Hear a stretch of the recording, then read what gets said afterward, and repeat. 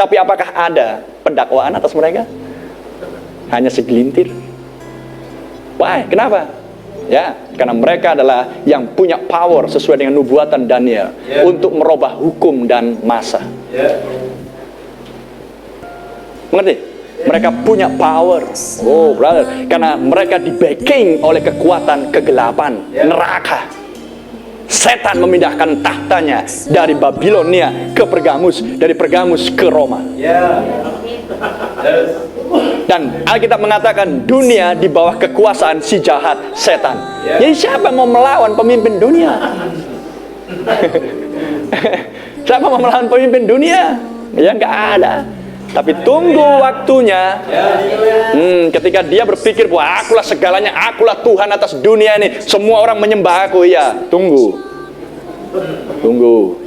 Aku siapkan Putin dan Rusianya untuk menyembah.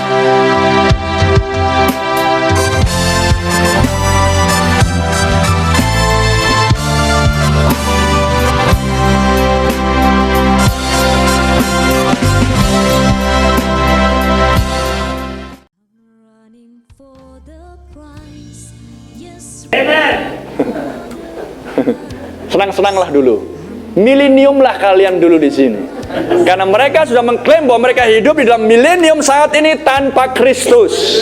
Sedangkan Wahyu 20 menjanjikan milenium adalah Kristus bertahta, memerintah bersama mempelai wanitanya.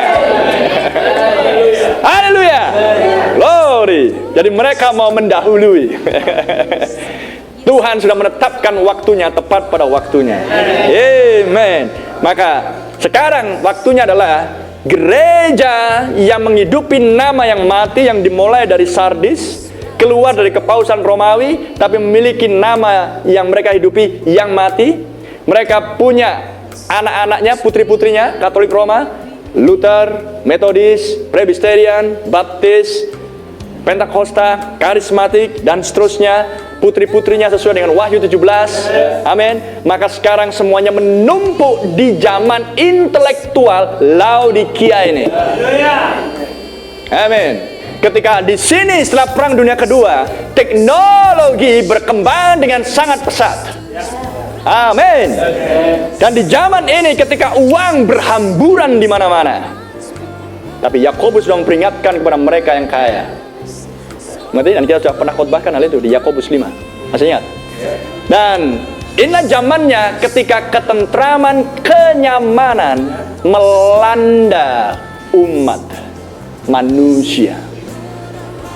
Makanya di gereja-gereja dimanapun, tak terkecuali di kalangan kita, pekerjaan selalu menjadi alasan. Kenapa nggak gereja? Kerja. Nggak gereja? Kerja. Anda mengerti? Sehingga di banyak negara-negara maju, hal-hal itu sudah menjadi sesuatu hal yang lumrah. Tapi apakah Tuhan menurunkan standar? Ketika Nabi berkata, sebelum pintu gereja terbuka, Anda sudah menunggu di situ. Ya, sesuai dengan zamannya.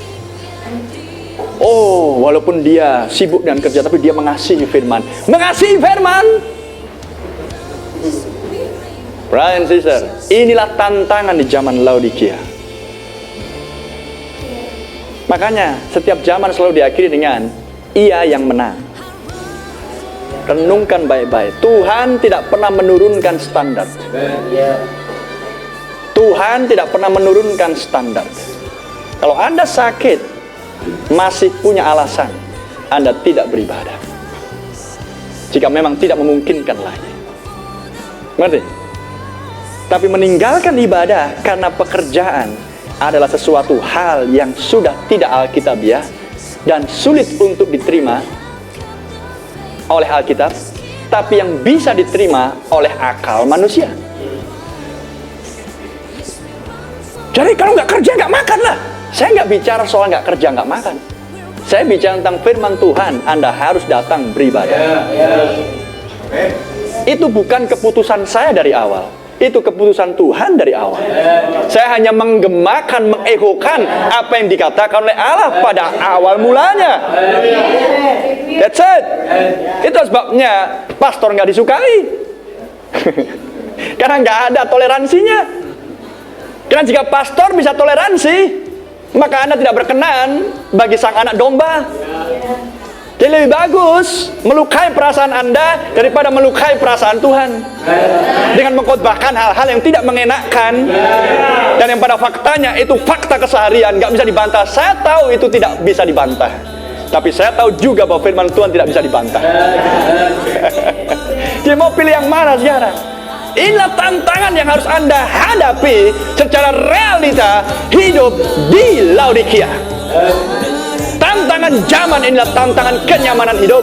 Uang melimpah di mana-mana, tawaran hidup nyaman terbentang di depan mata Anda. Tapi Musa menolak kenyamanan Mesir, memilih untuk tinggal bersama dengan umat Allah yang menderita dan menjadi pembebas. Haleluya.